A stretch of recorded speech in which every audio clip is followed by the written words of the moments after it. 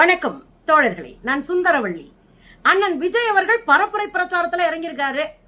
அவரே நிக்கக்கூடிய பெரம்பூர் தொகுதிக்கு போனவர் கூட்டம் இல்ல, பார்த்து காண்டாகி கடுப்பாகி பின்னங்கால் பிடரில் அடிக்க பாதியிலேயே நிறுத்தி வச்சுட்டு பனையூருக்கு ஓடி போய் ஒளிஞ்சிருக்காரு. இடையில 2-3 வீட்டுக்கெல்லாம் உள்ள நுழைஞ்சு ஓட்டு கேட்டிருக்காரு. அதாவது வீடு வீடா போய் கேட்பாங்களா அப்படி. இதுக்கு இடையில கடலூர்ல 3வது முறையா பிரச்சாரத்தை ரத்து பண்ணிருக்காரு விஜய். கொதிச்சு போய் கிடக்குறாங்க விஜய் கூட இருக்கிற தற்குறிகள். என்ன நடக்குது தோழர்களே? 2026 சட்டமன்ற தேர்தல்ல பயங்கரமா அட்டிச்சு ஆடிட்டு இருக்காங்க அரசியல் கட்சிகள். எல்லாரும் களத்துல நிக்கிறாங்க. பிரதமர் மோடி இங்கே டென்ட் அடிச்சு படுத்து கிடக்குறாரு. மொத்த கும்பலும் RSS பாஜக சங்க பரிவார் கும்பல் இங்கேயே டென்ட் அடிச்சு படுத்துட்டாங்க. இன்னொரு பக்கம் வயசான காலத்துல நம்ம அண்ணன் எடப்பாடியார் அவர் ஒரு பக்கம் அனல் பறத்துறாரு. இந்த பக்கம் இந்த அம்மா சசிகலா, அந்த பக்கம் பாத்தீங்கன்னா 73 வயசுங்க முதலமைச்சருக்கு. ஏற்கனவே ஏராளமான மாநிலம் சார்ந்த பிரச்சனைகளை கையில் எடுக்கிறவரா இருக்காரு. இதுக்கு இடையில விடாம ஒரு நாளும் பிரச்சாரத்துக்கு போயிட்டு இருக்காரு, மக்களை சந்திக்கிறாரு, வாக்கிங் போறாரு. இதுல பிரச்சாரத்திலையும் மெடிக்கல் லீவ் எடுத்த ஒரே ஆள் யாருன்னா நம்ம அண்ணன் விஜய் தாங்க. அவருக்கு வெயில்ல வர முடியாது. அவரு ஒர்க் ஃப்ரம் ஹோம் பாக்குற ஒரு ஆளு. அவரை கொண்டு வந்து களத்துல இறங்கு, கட்சியை கட்டு, அப்புறம் அரசியல் சொல்லி கொடு, நீ அரசியல் கத்துக்கோ அப்படின்னு சொன்னா அவர் எங்க போவாரு? வச்சுக்கிட்டா வஞ்சகம் பண்றாரு. அவருக்கு என்ன நினைப்புனா, என்னை பார்த்தாலே ஓட்டு விழுகும். நான் தான் எம்ஜிஆர் ஆச்சே, அவர் அப்படித்தான் நினைக்கிறாரு. நான் தான் எம்ஜிஆர் ஆச்சே, நான் படுத்துக்கிட்டே ஜெயிப்பேன்றாரு. அந்த காலெல்லாம் மலையேறி போச்சன்னா மலையேறி போச்சு. எம்ஜிஆர் ஆட்சிக்கு வந்த சூழலும் இன்னைக்கு இருக்கிற சூழலும் வேற. படுத்துக்கிட்டெல்லாம் யாராலையும் ஜெயிக்க முடியாது. இவ்வளவு நல்லது செஞ்சிருக்க, இவ்வளவு தமிழ்நாட்டை உயர்த்தி பிடிச்சிருக்கிற, எல்லாத்திலையும் முதல் இடத்துல கொண்டு வந்து நிப்பாட்டி இருக்கிற ஸ்டாலின் அவர்கள் வீட்டுல படுத்து தூங்கல. மக்கள் கிட்ட போய் ஓட்டு கேட்கிறாரு. தெரு தெருவா போறாரு, தெரு தெருவா பிரச்சாரம் பண்றாங்க. உதயநிதி ஸ்டாலின் தெரு தெருவா பிரச்சாரம் பண்றாரு. ஒரு ஆட்சி இவ்வளவு சிறப்பான செயல் திட்டங்களை செய்து முடித்தும் கூட மக்களோட மக்களா நிக்கிறாங்க. ஆனா நீங்க உங்க தெம்பு என்ன, உங்க தகுதி என்ன, எதுவுமே காட்டல. இதான் உங்களுக்கு முதல் தேர்தல் வேற. நீங்க இறங்கி அடிச்சு ஆடி இருக்க வேணாமா? உங்க கூட இருக்கிற அந்த கார்பரேட் கிரிமினல் ஆதவர்ஜுனா அவர் தான் சொல்லிட்டே இருந்தாரு, தேர்தல் ஆணைய கையில மட்டும் தமிழ்நாடு வரட்டும், அண்ணன் தெரு தெருவா பாஞ்சு பரப்புரை பிரச்சாரம் பண்ணுவாரு அப்படின்னு அடிச்சு விட்டாரு. கடைசியில பார்த்தா இப்பயும் எப்ப பார்த்தாலும் மெடிக்கல் லீவை போட்டுட்டு படுத்து கிடக்குறாரு.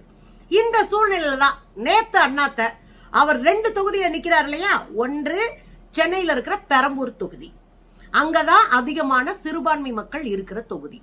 இன்னொரு பக்கம் திருச்சி கிழக்கு, அங்கதான் சிறுபான்மை மக்கள் அதிகமா இருக்கிறாங்க. எனவே இந்த 2 தொகுதியும் குறி வச்சு, சிறுபான்மை மக்களை குறி வச்சு, ஒவ்வொரு வீட்டுக்குள்ள இருக்கிற விஜய் இங்க போய் பரப்புரை பிரச்சாரம் பண்றதுக்கு நேத்து போயிருக்காரு.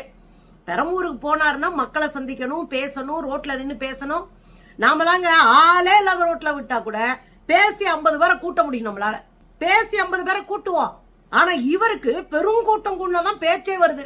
நேத்து பெரம்பூர் தொகுதிக்கு போயிருக்காரு இல்லையா, போய் கிளம்புனா ஆளே இல்லைங்க, பெருசா கூட்டம் இல்ல, வெறும் கட்சிக்காரங்க மாத்திரம் ஒரு 50 பேர் நிக்கிறாங்க பாருங்களேன்.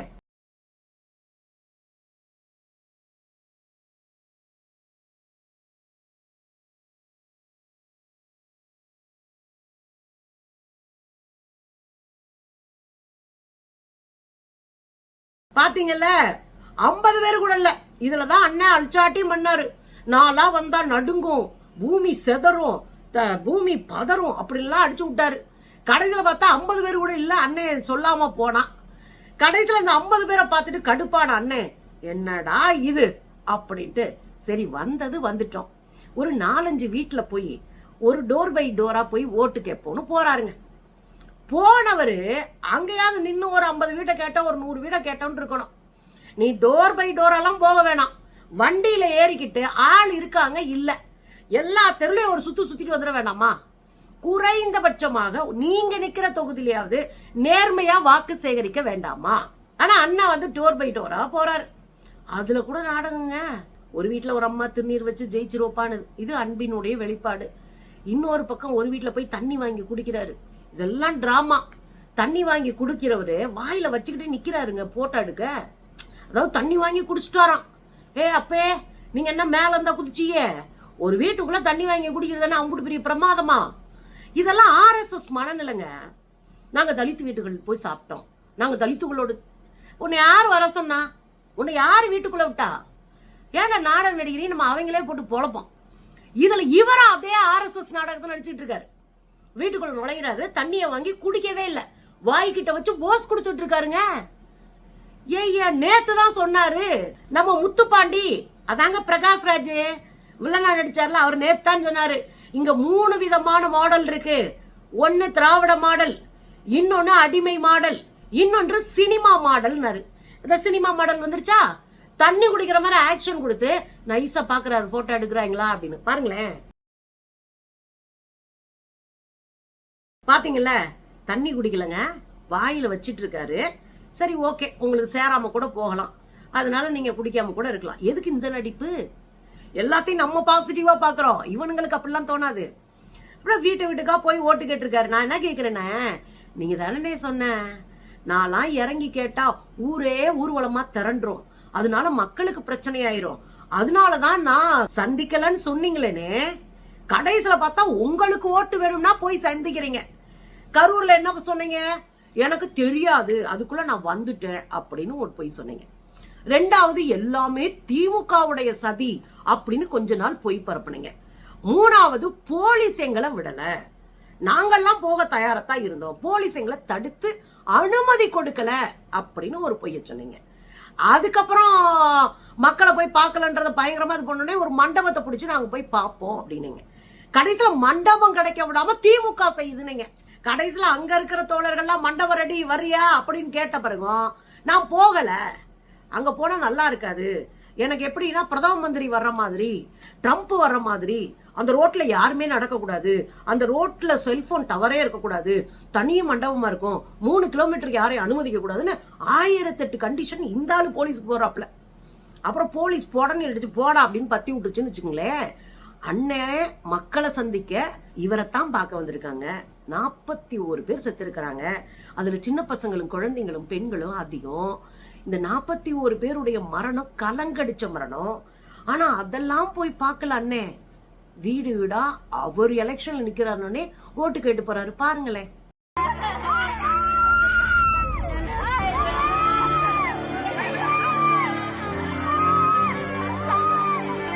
கடைசியில இவ்வளவு அலப்பறை பண்ணி பனையூருக்கு வர வச்சு பார்த்தவர் தான் நீங்க. அப்போ உங்களுக்கு காரியம் ஆகணும்னா பனையூருக்கு வர வைப்பீங்க, உங்களுக்கு காரியம் ஆகணும்னா உங்களுக்கு ஓட்டு வேணும்னா நீங்க போய் வீடு வீடா கேட்பீங்க. என்னென்ன அநியாயத்துக்கு நடிக்கிறீங்கன்னு. ஆனா பாவம், அந்த எளிய மக்கள், உழைக்கிற மக்கள், 41 பேரை இழந்த அந்த குடும்பங்களுக்கு நீங்க நடிகன்றது தெரிஞ்சாலும் அப்பயும் நீங்க நடிச்சிட்டு இருக்கீங்கன்னு தெரியல. அதனால அவங்க வெளியே வந்து பாவங்க, அவரு ரொம்ப மெலிஞ்சிட்டாரு, ரொம்ப தவறிட்டாரு, கட் பண்ற, ரொம்ப மெலிஞ்சிட்டாரு, ரொம்ப கரைஞ்சிட்டாரு, முடி வெட்டல, அப்படி இப்படின்னு உருட்டி விட்டுக்கிட்டு இருந்துச்சுங்க. என்ன நமக்கு கவலை? நாங்க, நீங்க போங்க ஓட்டு கேளுங்க, தாராளமா இருங்க. ஆனா ஒரு தலைவனுக்கான தகுதியை வளர்த்துக்க வேணாமா? பாதிக்கப்பட்டவங்களை அவங்க இடத்துல போய் நின்று கேட்க வேணாமா? சாதி மதத்துக்கு எதிராக நிக்க வேணாமா? எதுக்குமே லாயக்கில்லாம ஒரு தத்தியா எப்படின்னே நீங்க இருக்கீங்க. இதாவது பரவாயில்ல. அடுத்து ஒரு வேலை பார்த்தாரு பாருங்க, அதுலதான் தாவேக்காரனே கடுப்பாயிட்டான். கடலூர் ஞாபகம் இருக்குங்களா? ஏற்கனவே 9ஆம் தேதி போறேனாரு, போகல. அதுக்கப்புறம் 11ஆம் தேதியோ 13ஆம் தேதியோ போகணும்னாரு, போகல, ரத்து. அடுத்து வந்து இப்ப போக வேண்டியது, இன்னைக்கோ நாளைக்கோ போக வேண்டியது, அதையும் ரத்து பண்ணிட்டாருங்க அண்ணே. நாங்க அது இன்னும் 3 நாள் தாங்க இருக்கு, 3 நாள் தான் இருக்கு. இந்த 3 நாள்ல எவ்வளவு இடத்த வாக்கு சேகரிக்க முடியல, ஆளுக்கால கணக்கு போட்டு தூங்காம ராத்திரி பகலும் ஓடிட்டு இருக்காங்க கட்சிக்காரங்க. அண்ணன் கூட்டத்தை ரத்து. இப்ப கடலூருக்காரங்க கடும் காண்டாயிட்டாங்க. நீங்க எல்லா ஊருக்கும் போக முடியலனாலும் மண்டல வாரியா ஒரு 8 மண்டலம் 10 மண்டலமா முதலமைச்சர் பிரிச்சு போற மாதிரி பிரிச்சு வச்சுக்கிட்டு அதுக்குள்ள நீங்க போய் ஓட்டு கேட்கலாம். அங்க மேடையில எல்லாரையும் வர வச்சு நீங்க ஓட்டு கேட்டா கூட போதும், பரவாயில்ல. அதுக்கு கூட உங்களால முடியலன்னா நீங்க அரசியலுக்கு அன்பிட்டனா, இது அரசியல்.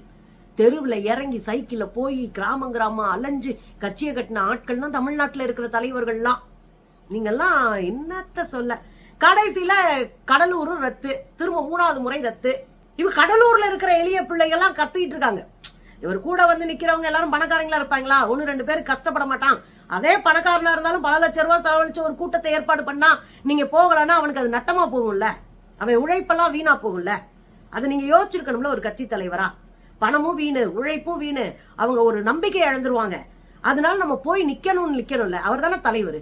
கடைசியில பாத்தீங்கன்னா கடலூர்ல போகவே இல்லை. நீ கடலூர்காரம்புறம் கொந்தளிச்சு போயிருக்கா.